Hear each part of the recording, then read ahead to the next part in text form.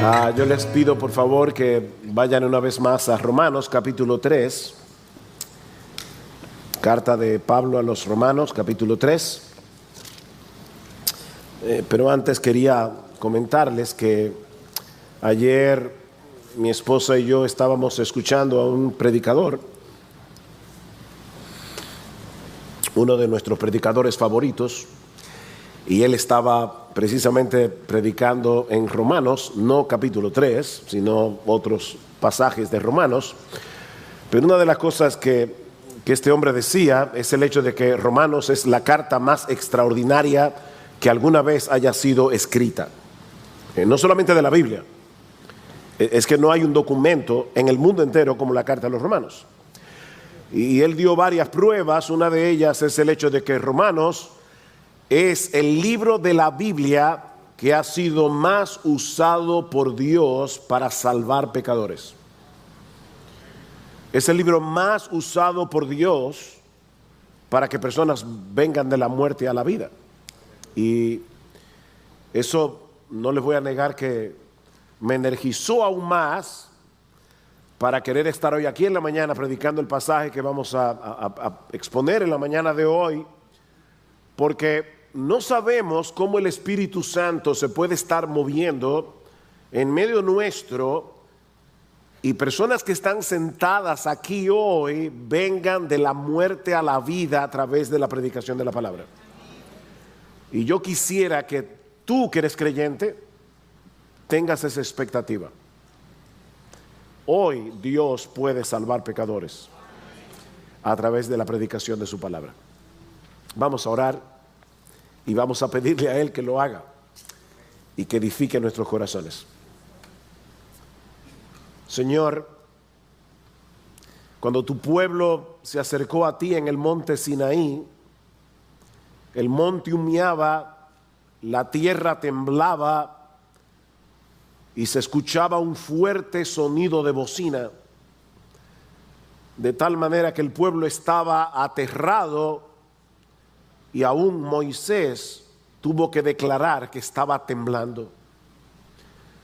Señor, en el día de hoy nosotros no tenemos ninguna de esas manifestaciones físicas, pero tenemos la promesa de tu presencia cuando tu palabra es predicada. Y queremos suplicarte, Señor, que tú traigas ese terror en medio nuestro, no para aplastar, sino para salvar. Señor, usa tu palabra hoy en medio nuestro en una forma tan extraordinaria que cuando estemos en tu presencia, aunque no nos enteremos de eso hoy, nosotros sepamos que el 11 de agosto del 2019 muchos pecadores que estaban en la iglesia bíblica del Señor Jesucristo fueron convertidos por el poder de tu palabra. Salva, Señor, para la gloria de tu Hijo, porque te lo pedimos en su nombre. Amén y amén. Yo supongo que a muchos de ustedes les ha pasado lo mismo que a mí, que predicando el evangelio a un incrédulo, de repente la persona comienza a rebatir todo lo que dices, al punto de que casi no te permite hacer una presentación coherente del mensaje del evangelio, porque no bien respondes a una objeción y él ya tiene otra, y otra, y otra. ¿Te ha pasado eso? En ese tipo de situaciones no siempre es fácil tomar una decisión. ¿Detengo este debate o sigo discutiendo? Yo recuerdo cuando estaba en la universidad, me tocó quedarme en el taller de la universidad por un trabajo que debíamos presentar al otro día. Y yo, en medio de la noche, más allá de la medianoche, de repente comenzó una conversación acerca del evangelio. Y algunas personas estaban escuchando. Pero un alumno en particular comenzó a hacerme preguntas irónicas y a burlarse de mí por casi 2 horas. Yo era un nuevo creyente en ese momento, tal vez debía haber detenido la discusión, pero no lo hice. No es fácil saber qué hacer, porque no es lo mismo debatir con un incrédulo que sinceramente está tratando de entender lo que tú le estás diciendo y te está haciendo preguntas honestas. ¿Quién es Jesús? ¿En qué consiste la fe? ¿En qué consiste el arrepentimiento? Son preguntas que deben ser respondidas. Pero eso no es lo mismo que enredarse en una discusión con una persona que en su necedad está tratando de estorbar tu predicación. Bueno, en el pasaje que vamos a considerar en esta mañana, siguiendo nuestro estudio en la carta a los Romanos, encontramos un buen ejemplo de cómo lidiar con este tipo de situaciones. En toda esta sección de la carta, Pablo está tratando de probar que toda la humanidad está en problemas frente a la justicia de Dios y que todos necesitan la salvación que Dios nos ofrece en Cristo. El Evangelio es una buena noticia que comienza con una mala. Y sin la mala, la buena no tiene sentido. Y Pablo era un buen evangelista. Él no comienza su predicación del evangelio diciendo Dios te ama y tiene un plan maravilloso para ti. No, Pablo comienza con la ira de Dios. Pablo comienza tratando de mostrar que todos nosotros estamos en pecado, que todos nosotros estamos en problemas cuando tengamos que presentarnos y comparecer delante del tribunal de Dios. A menos que aceptemos como un regalo la justicia que Él mismo nos ofrece por medio de la fe en el Señor Jesucristo. Eso es lo que Pablo está tratando de demostrar en la primera sección de la carta a los Romanos. En Romanos capítulo 1, versículo 18 hasta el final del capítulo 1, Pablo analiza la condición del mundo pagano.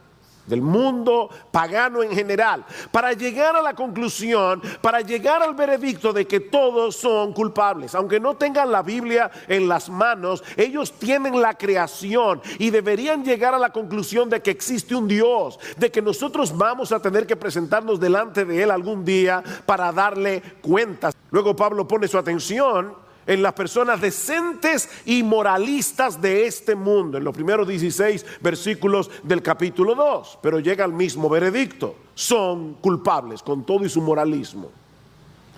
Y finalmente Pablo se concentra en los judíos, en Romanos capítulo 2, versículo 17 hasta el versículo 29. Ahora, este caso es más complejo que los anteriores, porque los judíos eran el pueblo escogido por Dios, era la nación más privilegiada del Antiguo Testamento. Sin embargo, Pablo llega a la conclusión de que a pesar de todos sus privilegios, ¿saben qué?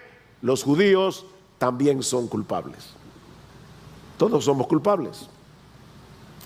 Ahora, eso plantea un problema con el que Pablo va a tener que lidiar en los primeros 8 versículos del capítulo 3 que Eric leyó hace un momento.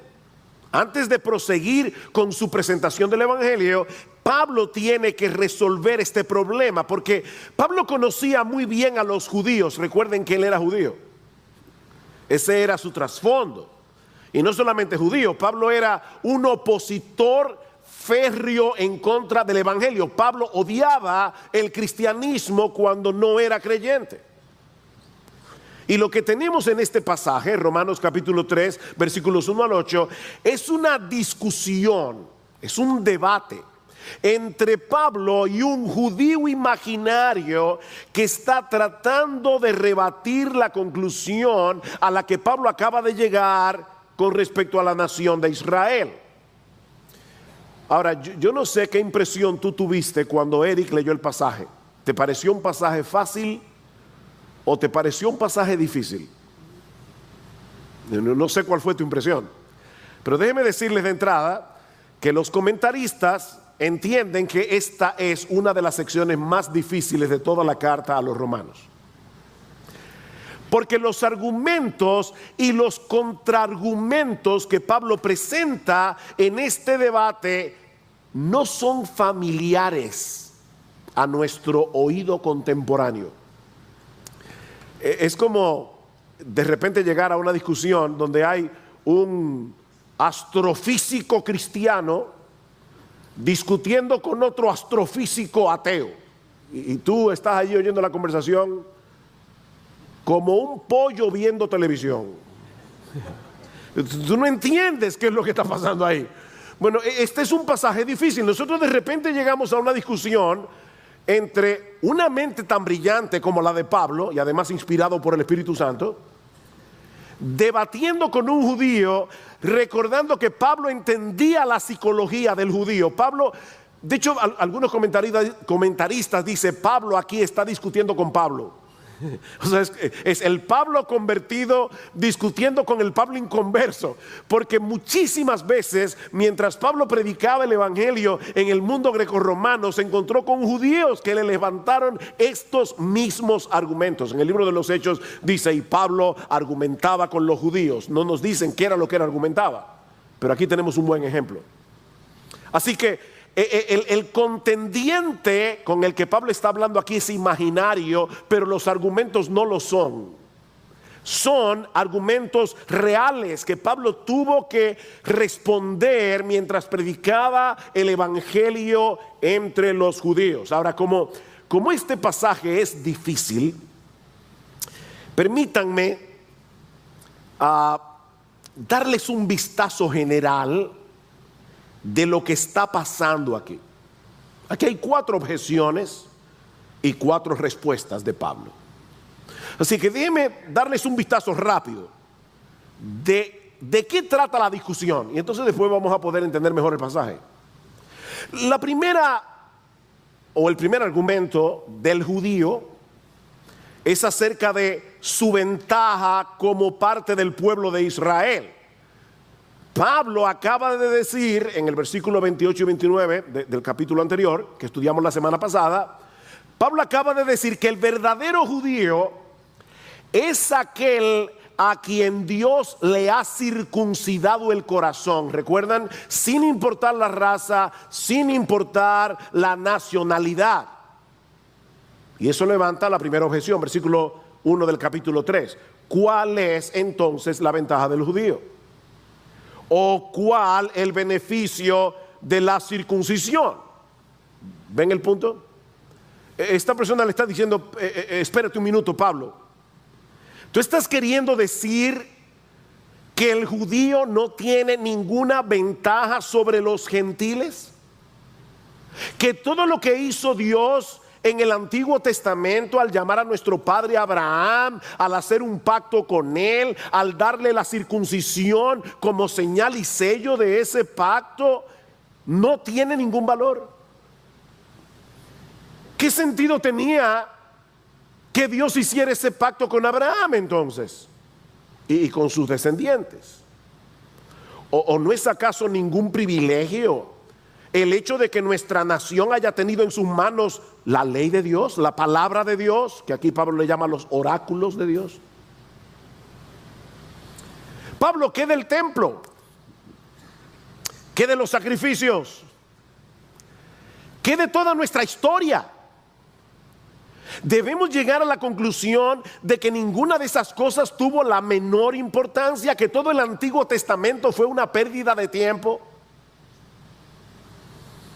Esa objeción, por supuesto, nos lleva de la mano a la segunda. Versículo 3. Entonces, ¿qué? Si algunos fueron infieles, algunos de los judíos fueron infieles, ¿acaso su infidelidad anulará la fidelidad de Dios? O sea, Pablo, tú estás queriendo decir que las promesas que Dios le hizo a su pueblo en el Antiguo Testamento estaban supeditadas a nuestra fe para que Él las cumpliera. ¿Dónde queda entonces la fidelidad de Dios? En el Antiguo Testamento Dios prometió bendecir a Israel, ¿no es así? Y serán benditas en ti todas las familias de la tierra. Bendeciré a los que te bendicen y a los que te maldigan los maldeciré. Y ahora este contendiente le está diciendo, pero ven acá, Pablo, tú estás queriendo decir que nuestra infidelidad anula la fidelidad de Dios? ¿Es eso lo que estás argumentando, Pablo? Que los seres humanos somos capaces de frustrar y de cancelar las promesas de Dios por causa de nuestra incredulidad. Sí, Pablo, yo sé que debemos creer, pero eso no elimina la realidad de que Él nos escogió para ser su pueblo, que Él nos dio la circuncisión como señal y sello de ese privilegio. Si Dios prometió bendecirnos, Él tiene que bendecirnos. Su fidelidad no puede depender de la nuestra. Este es el segundo argumento. ¿Se entiende mejor ahora? No. Sí. No, es que quiero estar seguro. De hecho, más adelante Pablo va a tratar con ese problema otra vez, en los capítulos 9 al 11. Yo me imagino que la semana pasada, mientras yo hablaba del verdadero judío, algunos debían estar pensando en Romanos 11 sobre todo. Vamos a llegar ahí, como dentro de un año, pero vamos a llegar ahí. Tercera objeción, versículo 5. Y si nuestra injusticia hace resaltar la justicia de Dios, ese es el judío hablando, ¿qué diremos? ¿Acaso es injusto el Dios que expresa su ira? Y Pablo dice, hablo en términos humanos. Pablo, tú estás diciendo que nuestro pecado es el fondo negro que hace resaltar el diamante de la justicia perfecta de Dios. ¿No es así? Debemos concluir entonces que nuestra injusticia es una bendición, porque es lo que hace posible que Dios haga un despliegue más amplio de su propia justicia. Ese es el judío, recuerden, él está argumentando con Pablo. ¿Cómo es posible entonces, Pablo, que Dios derrame su ira sobre nosotros por causa de nuestros pecados, si nuestros pecados son los que hacen posible que la gloria de Dios brille más esplendorosamente en su plan de salvación? Dios no debería castigarnos por nuestros pecados, porque al final de cuentas le estamos haciendo un favor al pecar. Dios debería darnos las gracias por nuestros pecados, porque nuestra injusticia es necesaria para que Dios pueda manifestar su justicia. La cuarta y última objeción es similar, pero desde otra perspectiva. Versículo 7. Pero si por mi mentira la verdad de Dios abundó para su gloria, ¿por qué también soy yo aún juzgado como pecador? ¿Y por qué no decir? Y Pablo añade, como se nos calumnia y como algunos afirman que nosotros decimos, hagamos el mal para que venga el bien. O sea, Pablo está diciendo, y eso es una de los argumentos del catolicismo romano contra el protestantismo. Ustedes dicen que la salvación es por gracia, que no es por obras. Pues entonces yo me voy a convertir y voy a vivir como me dé la gana, porque a final de cuentas la salvación depende de Cristo, no de mí. Y Pablo dice, sí se nos calumnia que nosotros decimos eso, pero no es lo que decimos. Es una calumnia. Pablo, si Dios es glorificado al mostrar misericordia a los pecadores, debemos llegar a la conclusión de que mientras más grande es el pecado, más grande la misericordia. Lo que implica un mayor despliegue de la gloria de Dios. ¿No deberíamos entonces pecar lo más posible para que cuando Dios nos perdone, su gloria sea todavía más evidente? De hecho, ustedes se sorprenderían la cantidad de cristianos que piensan eso. Wow, si yo hubiera tenido un testimonio bien fuerte, de eso así que yo era ladrón, drogadicto, alcohólico, pero Dios me rescató, pero yo nací en un hogar cristiano, como que eso no le da mucha gloria a Dios. O sea, vale más la pena pecar mucho para que la salvación se vea bien poderosa, bien potente. O sea que el Salmo 1 no es verdad. Bienaventurado el varón que no anduvo en consejos de malos. No, deberíamos ser lo más malo posible. Para que cuando yo dé mi testimonio la gente diga, wow, y Dios salvó a ese tipo, ¿sí? Pablo, si mi pecado, ese es el argumento, si mi pecado hace que Dios se vea mejor, deberíamos pecar más para que su gloria brille más. ¿Es eso lo que tú estás diciendo, Pablo? ¿Que debemos hacer males para que vengan bienes? Ven ahí, debemos hacer males para que vengan bienes. Bueno, mis hermanos, ya ustedes tienen el pasaje, pero el culto no se ha acabado. Yo no he empezado a la prédica. Esta es la introducción, para que ustedes vean un panorama general de qué se trata el pasaje. Y yo espero que ahora lo entiendas mejor que cuando se leyó hace un rato sin explicación. Eso es lo que el objetor de Pablo está argumentando contra él. Esta persona no quiere reconocer su necesidad del evangelio, no quiere reconocer su necesidad de un salvador. Y por eso está levantando una muralla de protección contra la predicación de Pablo. Y yo estoy seguro que hay algunos aquí, tal vez más que algunos, que cuando vienen a la iglesia y escuchan la palabra predicada, ellos ponen el mismo muro de protección, que yo espero, con el poder del Espíritu Santo y de su palabra, derribar en la mañana de hoy.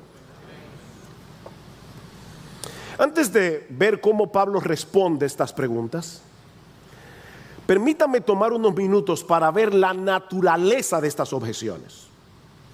Hay un pastor irlandés, Ted Donnelly, es uno de mis predicadores favoritos, que expuso este pasaje.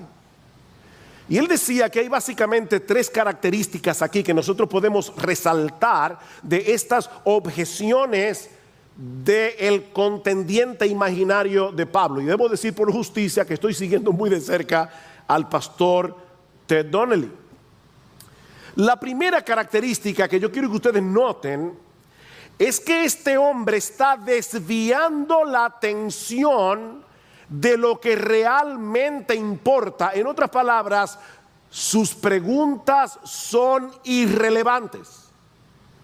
Ninguna de ellas tienen que ver con el problema esencial que Pablo está presentando en su carta a los romanos. ¿Cuál es el problema que Pablo acaba de plantear? Que si Dios es perfectamente justo y nosotros somos injustos, ¿cómo podemos presentarnos delante de Él cuando tengamos que darle cuenta de nuestra vida en su tribunal? Ese es el problema central que Pablo está planteando en su carta. Y sabes qué, mi amigo, ese es un problema que nos compete a todos, porque algún día todos vamos a comparecer ante el tribunal de Dios. Todas las cosas están desnudas y abiertas a los ojos de aquel a quien tenemos que darle cuentas, dice en Hebreos capítulo 4, versículo 13. Pero el objetor de Pablo quiere desviar la atención. ¿Recuerdan a la mujer samaritana? Señor, me parece que tú eres profeta. ¿Dónde es que debemos adorar?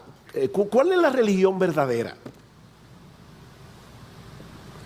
Desviar la atención a un asunto secundario. Pablo, ¿cuál es el papel de la nación de Israel en la historia de la redención? Ahora, noten que yo no estoy diciendo que este asunto no tiene importancia. No. De hecho, Pablo va a dedicar 3 capítulos más adelante para tratar con ese asunto. No es que no tiene importancia. Lo que estoy diciendo es que en relación a la salvación de tu alma, eso es secundario. Eso no es lo más importante. ¿Han tenido esta experiencia? Tú le estás predicando el evangelio a un pecador. Le dices, mira lo que dice la ley, mírate en ese espejo. Él está comenzando a sentir el gusanito de la culpa. ¿Y qué hace? Que comienza a hacer las preguntas más absurdas que uno se puede imaginar. ¿Y qué pasó con los dinosaurios? Perdón, que qué pasó con los dinosaurios. ¿Y de dónde salió la esposa de Caín? ¿Le han hecho esa pregunta? No sé si fue mi papá que una vez le dijo a un hombre: venga, tú eres casado. Sí, ¿y para qué tú estás preguntando por la mujer de otro?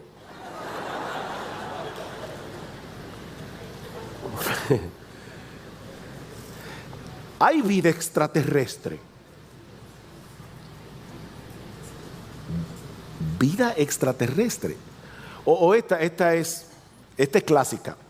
¿Y qué va a pasar con aquellos que nunca han escuchado el Evangelio?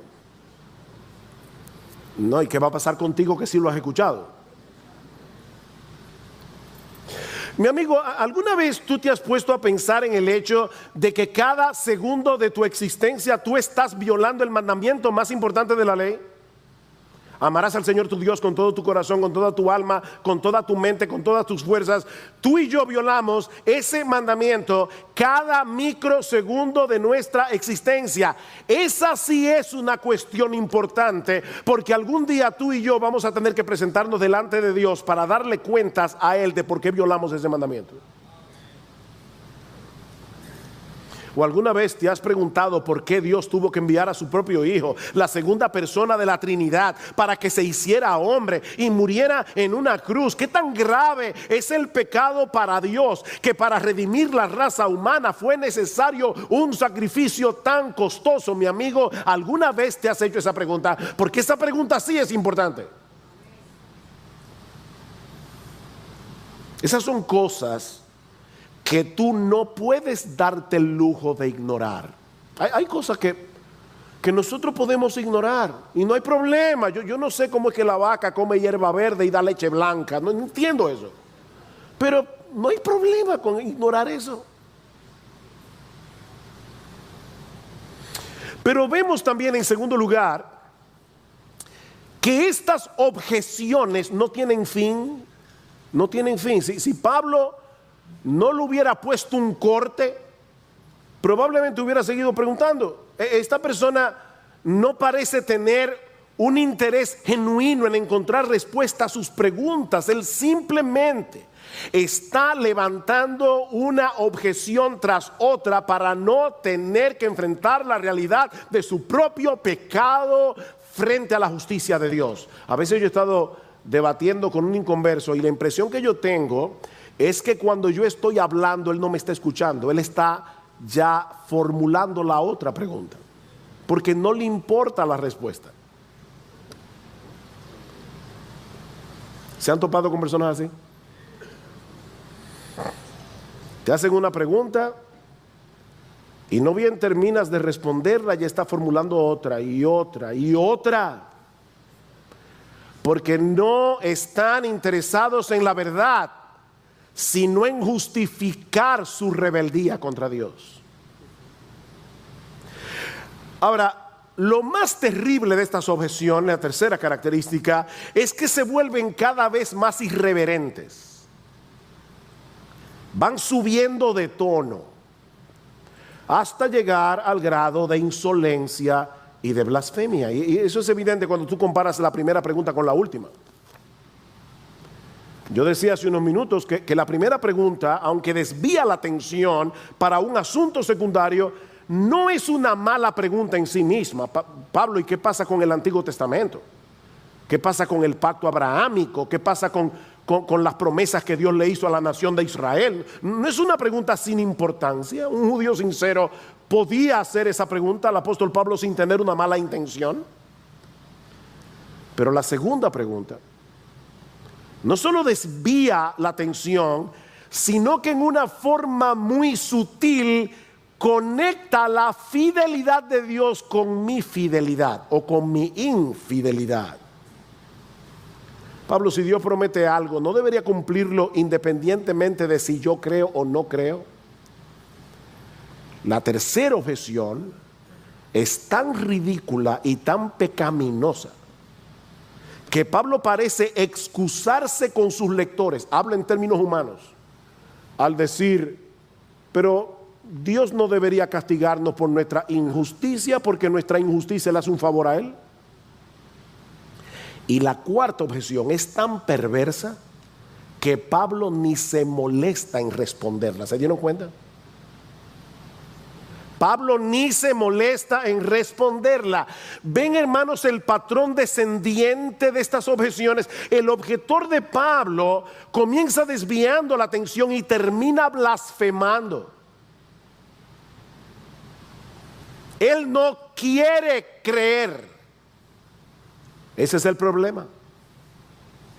Y va a tratar por todos los medios posibles de buscar un refugio para su propia conciencia. Muchos de estos objetores experimentan un sentimiento de culpa cuando escuchan el evangelio. Y es precisamente por eso que prefieren desviar la atención o ridiculizar al predicador. El gusanito los está molestando.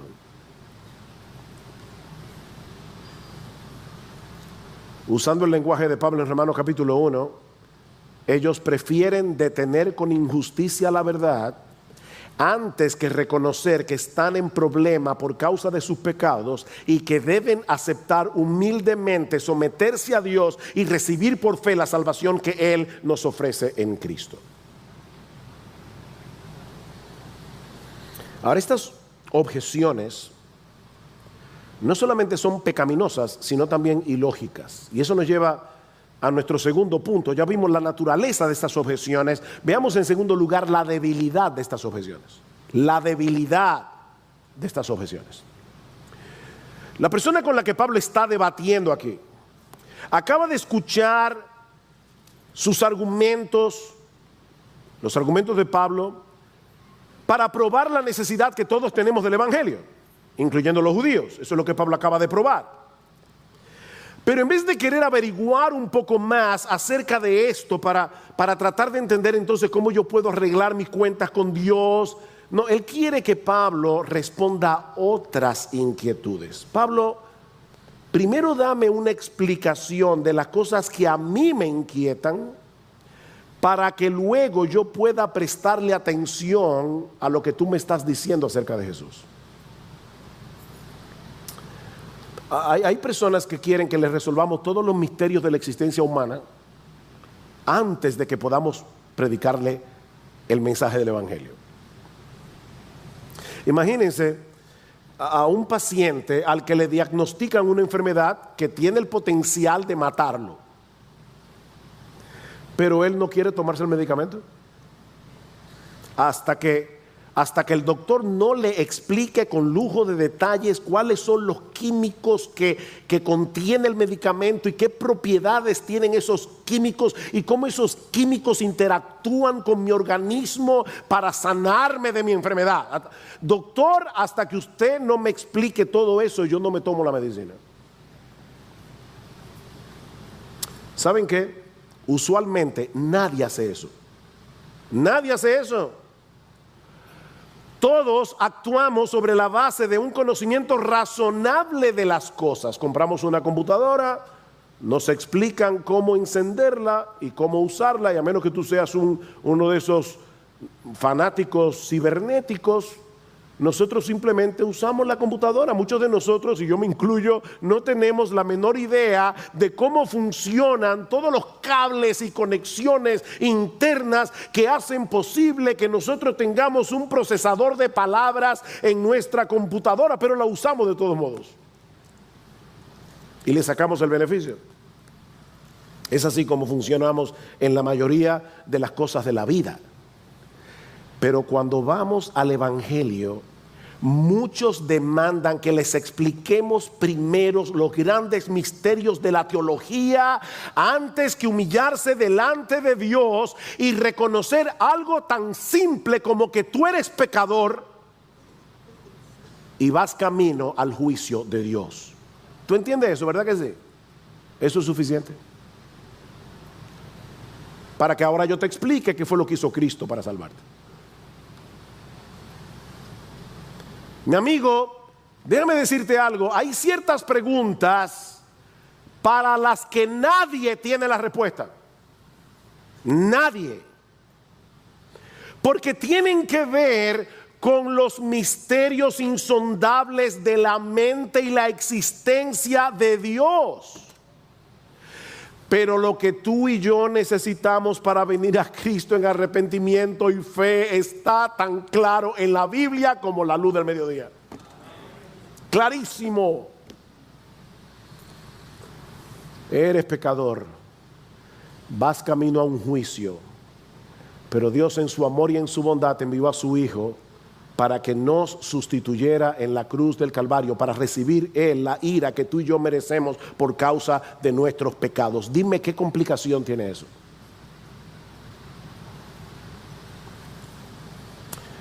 Pero la segunda debilidad de estas objeciones es muchísimo más seria que la anterior.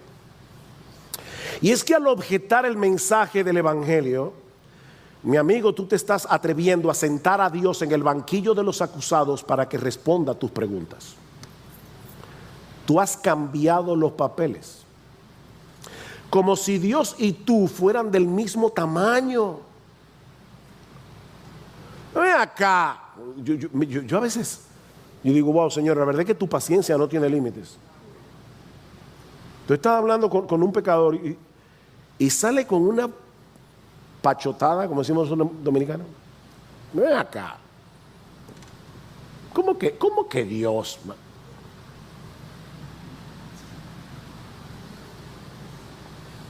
Eso es monstruoso. Eso es monstruoso. Mi amigo, Dios no tiene que responder a tus preguntas. Dios no tiene que satisfacer tus inquietudes para que entonces tú le hagas el favor de venir humillado delante de Él pidiéndole que tenga misericordia de ti. No es así que funcionan las cosas. Más adelante, cuando lleguemos al capítulo 9 de Romanos, vamos a encontrar a Pablo envuelto en un debate similar al que estamos estudiando hoy. El objetor imaginario, cuando Pablo le habla de la soberanía de Dios en la salvación, le pregunta a Pablo, ¿por qué pues inculpa? Porque ¿quién ha resistido a su voluntad? El gran problema, ¿verdad? Si Dios es soberano, no hay nada que hacer. ¿Cómo que no hay nada que hacer? El Dios soberano te está diciendo que las puertas de la salvación están abiertas de par en par y que Él envió a su Hijo a morir por nuestro pecado y que la salvación es para el que quiera. ¿No lo dice eso en su palabra? ¿Por qué pues inculpa? ¿Recuerdan la respuesta de Pablo? Mas antes, oh hombre, ¿quién eres tú para que alterques con Dios?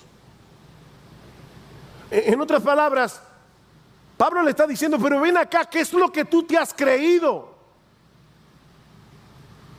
Y yo lo digo en ese tono, yo no estoy molesto por si acaso, porque yo creo que es el tono de Pablo. Yo no creo que Pablo está diciendo, ¿quién eres tú para que alterques con...? No.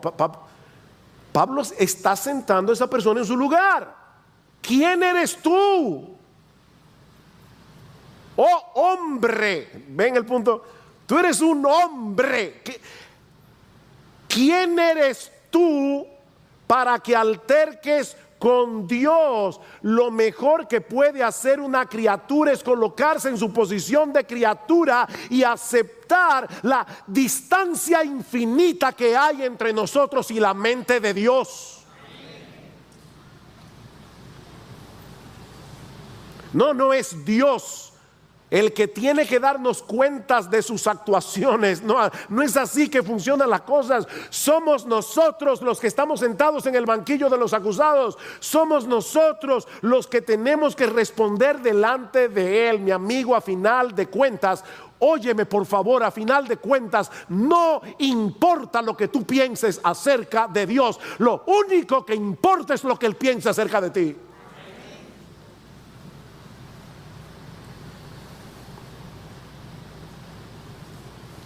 ¿Cómo responde Pablo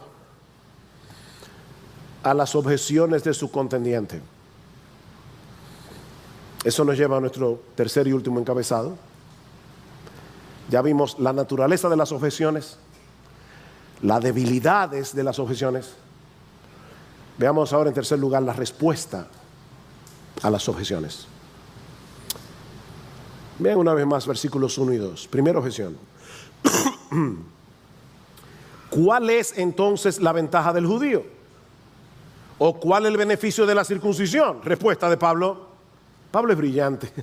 Aparte de ser inspirado por el Espíritu Santo, algunas personas dicen que Pablo probablemente fue una de las mentes más brillantes del primer siglo.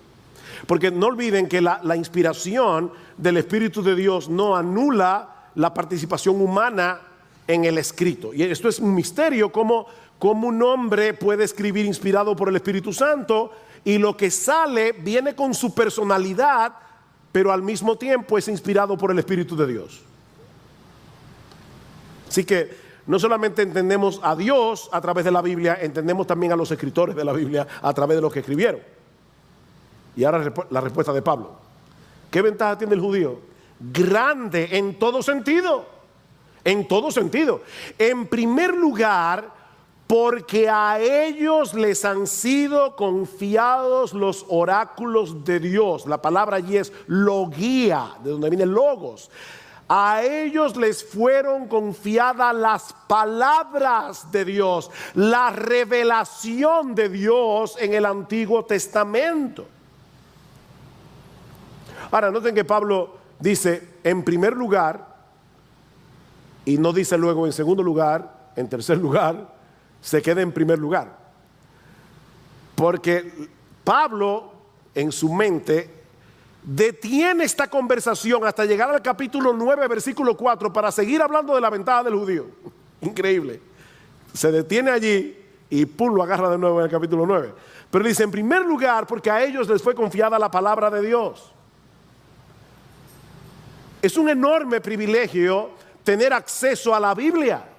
Es lo que está diciendo Pablo, pero el hecho en sí de tener la Biblia en sus manos no es una especie de seguro de vida contra la ira de Dios en el día del juicio. En ese sentido, ninguna nación tiene ventaja contra otra. Déjenme ponerles un ejemplo.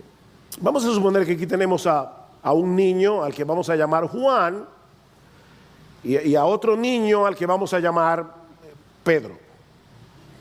Juan vive en un hogar totalmente destruido. El padre es un alcohólico, la madre es un inmoral que no se ocupa de ninguno de sus hijos. Pedro vive en un hogar donde los dos padres son cristianos, aman al Señor, están involucrados en su iglesia y están tratando de criar a su hijo bajo los principios de las Escrituras. Pregunta, ¿hay alguna ventaja de Pedro por encima de Juan? ¿Sí o no? Claro que tiene ventaja. Claro que tiene ventaja. Pero ¿saben qué? Cuando hablamos de la salvación del alma, los dos necesitan nacer de nuevo. Los dos necesitan arrepentirse. Los dos necesitan al Salvador que el Evangelio ofrece. Eso es lo que Pablo está diciendo. Claro que los judíos tienen ventajas sobre los gentiles, pero esas ventajas no los eximen de la ira de Dios. Vean el versículo 9. Entonces, ¿qué? ¿Somos nosotros los judíos mejores que ellos los gentiles? De ninguna manera, porque ya hemos denunciado que tanto judíos como griegos, y ese era todo el mundo en aquellos días, están todos bajo pecado. Tienen ventajas, pero necesitan la salvación. Segunda objeción, versículo 3. Entonces, ¿qué? Si algunos fueron infieles, ¿acaso su infidelidad anulará la fidelidad de Dios? De ningún modo, dice Pablo, antes bien sea hallado Dios veraz, aunque todo hombre sea hallado mentiroso, como está escrito, para que seas justificado en tus palabras y venzas cuando seas juzgado. Pablo está diciendo aquí, no, la incredulidad del hombre no hace nula la fidelidad de Dios. No. Porque Dios es fiel cuando promete y es fiel cuando advierte. En su palabra Dios no solo promete bendecir a aquellos que vienen a Él en arrepentimiento y fe. Él también promete castigar a todos aquellos que se mantienen en su impenitencia. Así que la impenitencia y la incredulidad del hombre no anula la fidelidad de Dios. Dios sigue siendo fiel porque Él ha dicho claramente que va a castigar todo pecado. Dios es fiel cuando cumple sus promesas, pero también es fiel cuando cumple sus amenazas. De ninguna manera, dice Pablo, es inaudito pensar que Dios no va a tomar en serio sus palabras. El hombre hace eso, pero Dios no. Por eso que Pablo dice, sea Dios veraz y todo hombre mentiroso. El hombre te dice una cosa, está pensando otra, te promete una cosa, no la cumple, te amenaza, tampoco lo cumple. Dios no es así. Sea Dios veraz. Y para probar su punto, Pablo cita el Salmo 51. Cuando David está confesando su pecado con Betsabé, luego de haber sido confrontado por el profeta Natán. Déjenme leerles el versículo completo que Pablo está citando. En el Salmo 51 dice David, contra ti solo he pecado y he hecho lo malo delante de tus ojos. Y yo estoy confesando esto, dice David, para que seas reconocido justo en tu palabra y tenido por puro en tu juicio. David quiere dejar bien claro que Dios siempre tiene la razón cuando juzga y castiga el pecado, aunque a ti no te parezca así. Dios siempre es justo cuando castiga el pecado. Él siempre será coherente con su carácter santo y justo en cada uno de sus veredictos contra la raza humana. La realidad de nuestro pecado evidencia la realidad de la justa justicia de Dios. Por eso que Pablo más adelante va a decir en Romanos 3:19, dice, ahí está la ley. ¿Sabes para qué? Para que toda boca se cierre. Mira la ley y pregúntate si tú no mereces la ira de Dios. Tercera objeción. Versículos 5 y 6. Y si nuestra injusticia hace resaltar la justicia de Dios, ¿qué diremos? ¿Acaso es injusto el Dios que expresa su ira? Hablo en términos humanos. Y otra vez dice Pablo, de ningún modo. Pues de otra manera, ¿cómo juzgaría Dios al mundo? Esto es brillante. Recuerden, mis hermanos, el proceso de argumentación que hay aquí. El judío con el que Pablo está debatiendo básicamente está argumentando que ya que la injusticia de ellos es una oportunidad para que Dios manifieste las admirables cualidades de su carácter, bondad, perdón, compasión, misericordia, sería injusto que Dios los castigara por su pecado cuando en realidad ellos le estaban haciendo un favor a Dios al pecar. Dios, te estoy dando una oportunidad para que tú te muestres en tu gloria. Ese es el argumento del judío. Pablo le dice, espérate, ese argumento es absurdo.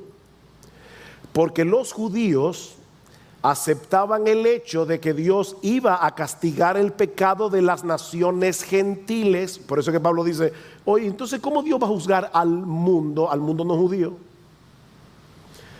Pero si el judío tiene razón en lo que acaba de decir, entonces Dios no debería castigar a nadie. ¿No es así? Dios no debería juzgar al mundo. Él debería darle gracias a todo el mundo, no importa de qué nacionalidad sean. Porque si la injusticia de los judíos, como está pensando este judío, ¿verdad? Si la injusticia del judío atrae la bendición de Dios, debemos llegar a la conclusión de que la injusticia de los gentiles también. Así que si Dios tiene que agradecerle al judío por su pecado, debería agradecer también a los gentiles. Pero el judío no iba a aceptar eso, porque no, a los gentiles hay que castigarlo. O sea, es una regla para ti y una regla diferente para él. ¿Se entiende el argumento? Qué genial es Pablo, ¿verdad? Entonces, ¿cómo Dios va a juzgar el mundo? Dios no debería juzgar a nadie. Dios debería llamar a toda la humanidad y decirle, ay, gracias por sus pecados. Eso me permitió mostrar las glorias de mi salvación. Pero él sabe que el judío no va a aceptar eso. Va a decir, no, espérate, no. Yo estoy hablando de los judíos. A los gentiles no, que le den fuego. No es que si tu argumento es correcto, tiene que aplicársele a todo el mundo.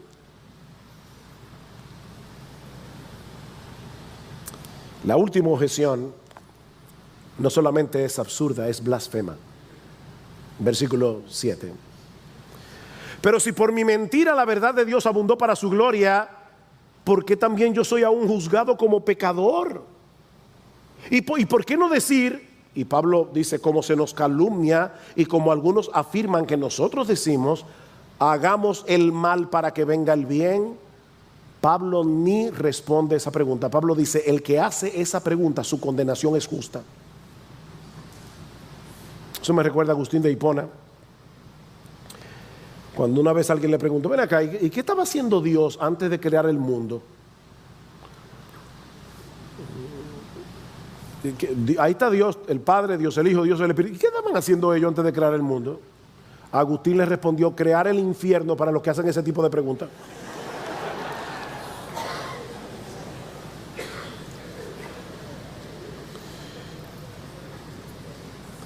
De paso, esto nos enseña, mis hermanos, que nosotros necesitamos sabiduría para saber cuándo llegó la hora de detener la discusión. Hay un momento en que hay que decirle, stop. Ya, de verdad, no creo que sea necesario que yo responda a tus preguntas, porque no vamos a llegar a ningún sitio. No tiene sentido. No tiene sentido. Hay un momento en que tenemos que hacer eso, no tiene sentido.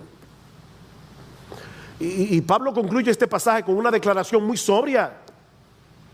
Pablo dice, la condenación de este tipo de personas es justa porque su argumentación, mi amigo, escúchame bien, la argumentación de este contendiente imaginario de Pablo no es fruto de su inteligencia, es fruto de su rebeldía, de su obstinación y de su soberbia.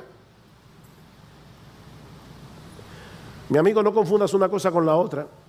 Porque tal vez tú te percibes a ti mismo como una persona muy aguda, intelectualmente hablando, y te sientes superior a estos pobres cristianos que se han humillado ante los pies del Señor. Tú eres superior, tú eres un tipo estudioso, pobres cristianos, pobres idiotas. Mira, mi amigo, no hay nada más sabio que un hombre pueda hacer que reconocer su necesidad de la justicia de Dios. La justicia que Dios da libremente al pecador, porque no tiene ninguna justicia propia. Así que Dios se la da. Esa justicia que no podemos obtener por nosotros mismos, pero que Dios ha puesto al alcance de todos por medio de la fe en Jesucristo. Eso es lo que Pablo va a demostrar más adelante, Romanos capítulo 3, versículo 21. Pero ahora, después que él termina su argumentación, ahora aparte de la ley, la justicia de Dios ha sido manifestada, atestiguada por la ley y por los profetas. Es decir, la justicia de Dios por medio de la fe en Jesucristo para todos los que creen. Una justicia que Dios regala gratis. La que tú no tienes, te la regalan por medio de la fe en Jesucristo. Mi amigo, no continúes argumentando con Dios. No lo hagas. Mira, yo estoy seguro que más de una vez tú has experimentado sentimiento de culpa por tus pecados. Yo estoy seguro de eso. De hecho, déjame decirte algo. Muchas veces este tipo de argumentación pecaminosa no es otra cosa que un mecanismo de defensa para tratar de justificarte delante de tu propia conciencia.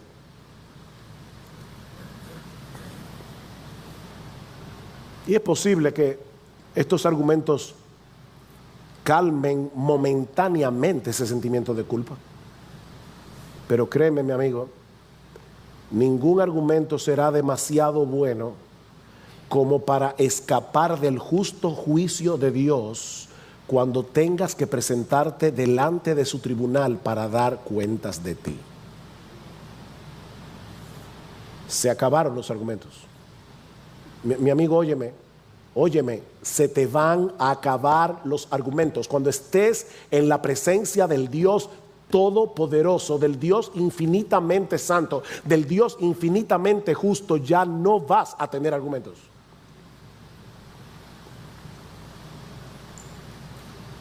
Mi amigo, deja esa discusión inútil. Deja ya esa discusión inútil. Y ven a Cristo en arrepentimiento y fe. Porque las puertas de la salvación siguen abiertas de par en par para todo aquel que cree. Porque ese Dios que es infinitamente justo también es infinitamente bueno. Él es infinitamente bueno. Y Él ha diseñado un plan de salvación que es impresionante. La ira que tú y yo merecemos por causa de nuestros pecados, Jesucristo voluntariamente decidió asumirla en la cruz del Calvario. Voluntariamente. Señor, castígame a mí, para que de esa manera Dios siga siendo justo. El pecado fue castigado, pero al mismo tiempo es el que justifica al que es de la fe de Jesús. El justo que justifica. Oh, mi amigo, ven ahora. Habíamos orado al principio que Dios salvara ahora. Y yo te quiero persuadir. Yo sé que mis palabras no pueden hacerlo, pero en una forma misteriosa Dios usa al predicador para que su Espíritu Santo, a través de su predicación, llame a los pecadores al arrepentimiento. El Espíritu y la esposa dicen ven. La esposa es la iglesia. Mi amigo, aquí está el Espíritu a través de su palabra. Aquí está la esposa del Cordero diciéndote ven. Ven. Ven ahora, no mañana, no esta noche. Ahora, mi amigo, clamando por misericordia, y misericordia te será otorgada, porque nuestro Dios es fiel y Él dice en su palabra que si vienes a Él confiando en Jesús, aunque tus pecados fueren como la grana, como la nieve serán emblanquecidos, aunque fueren rojos como el carmesí, vendrán a ser como blanca lana.